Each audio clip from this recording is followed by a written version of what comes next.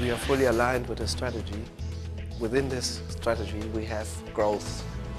Growth is our important strategy. We have our very clear aims for 2015. And within the strategy, we also were looking for a partner, for the suitable firm.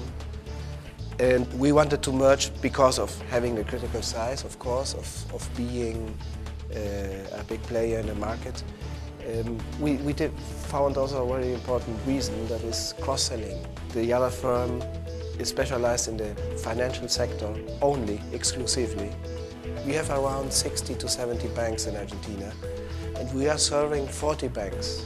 That means more than 60% of the banks in Argentina are served by our firm. The external audits are performed by the Big Four, but all the other services are performed by our firm. So we can mention Citibank, Standard Bank, Galicia, all the big banks which you can imagine are serviced by us. The financial sector has grown more than 60% in this year, and our firm is growing now around 35%. So it's really nice, it's enthusiastic. We think that we have now a sort of critical size to do more cooperative projects.